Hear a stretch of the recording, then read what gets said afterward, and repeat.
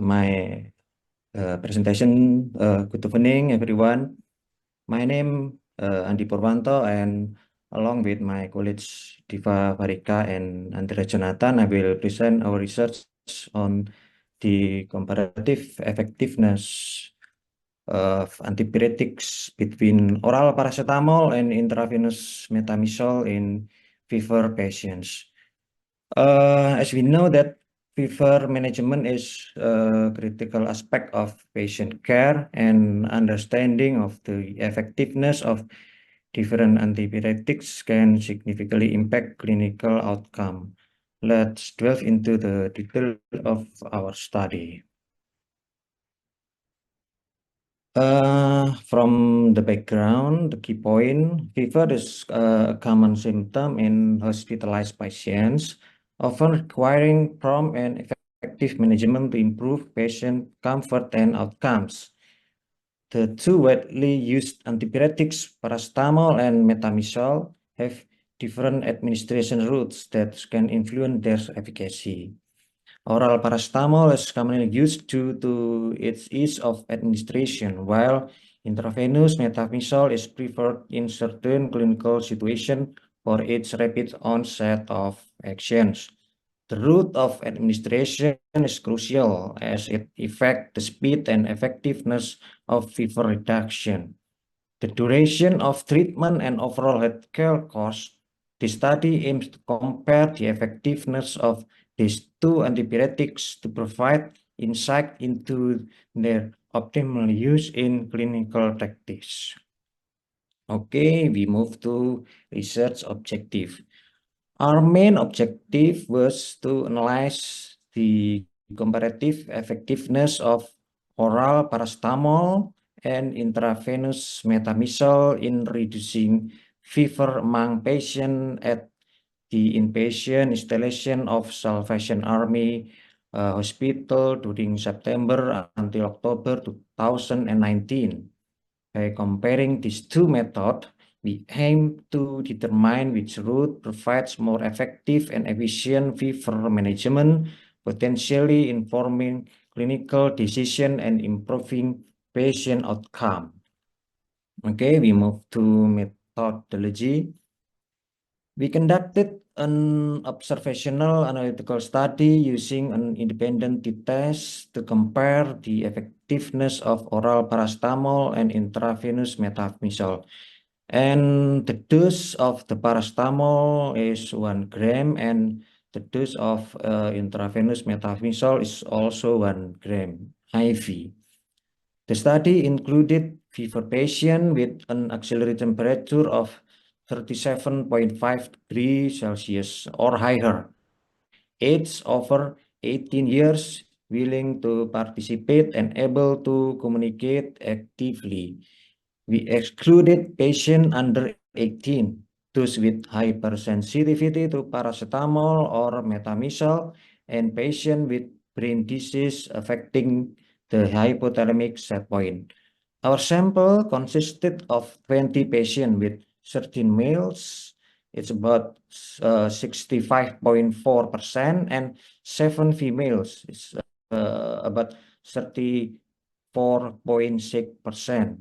We measured initial temperatures and monitored change at 15 minutes, 13 minutes, and 1 hour interval after administration of the antipyretics.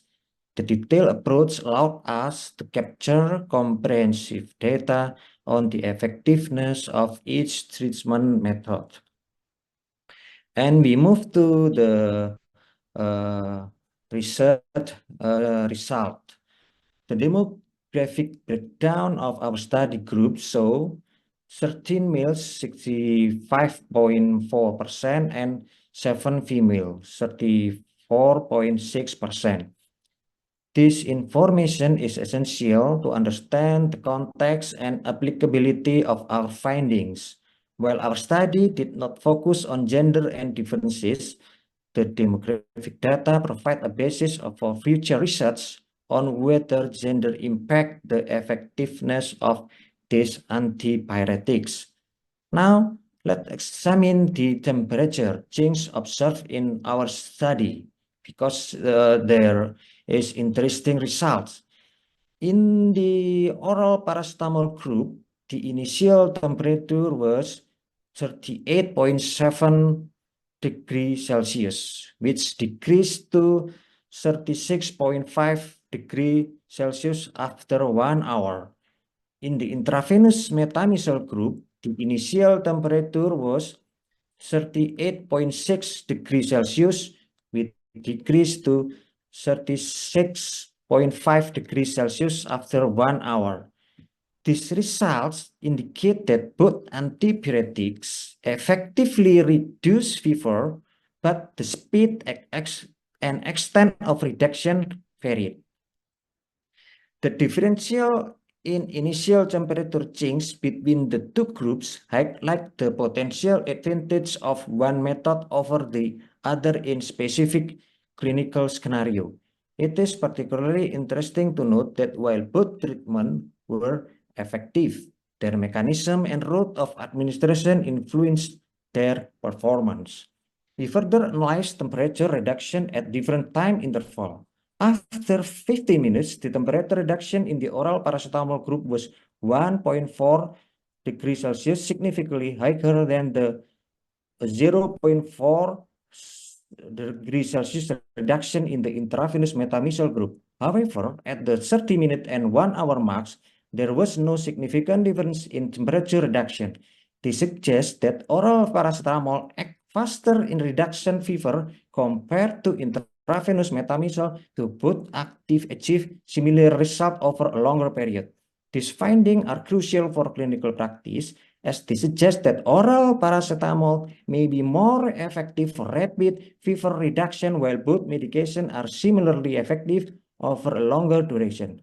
Understanding the nuances can help healthcare providers choose the most appropriate treatment for their patient depending on their clinical situation. The findings from our study have several implications. The significant temperature reduction observed with oral paracetamol at the 15-minute mark suggests its potential for rapid fever management. This could be particularly beneficial in acute setting where quick intervention is necessary. On the other hand, the comparable effectiveness of both antipyretics over a longer duration indicate that intravenous metamizole is a viable option when oral administration is not feasible. This insight can help inform a clinical protocol and decision-making process, ensuring patients receive the most effective treatment based on their specific needs. Slide 6 and the end of the presentation conclusion. In conclusion, our study found a significant difference in temperature decrease at the 15-minute mark, with oral paracetamol showing a more substantial reduction compared to intravenous metamizole. However, over longer periods, both medication demonstrated similar efficacy in reducing fever. This finding is particularly relevant for acute fever management, where quick temperature reduction is often desired to provide immediate relief to patients and prevent complications associated with prolonged high fever. This result highlights the importance of considering both the route of administration and the clinical context when choosing an antipyretic treatment. By tailoring treatment strategies to the specific needs of patient, healthcare provider can enhance the effectiveness of fever management and improve patient outcome.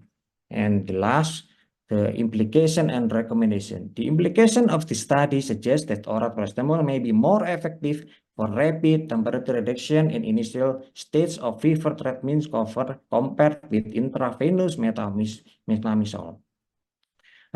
Recommendation for future research include further studies to evaluate the long-term effect and variability among different patient populations, as well as investigating the other potential benefit or drawback for each administration route to provide more comprehensive guideline for clinical practice. Understanding the nuances can help healthcare provider make more informed choice, ultimately improving patient outcome and optimize resource use. Additionally, exploring the pharmacokinetic and pharmacodynamic of this medication could provide deeper insight into their mechanism of action and potential interaction with other treatment. And this study can also be used when the cost is a big issue in our practice.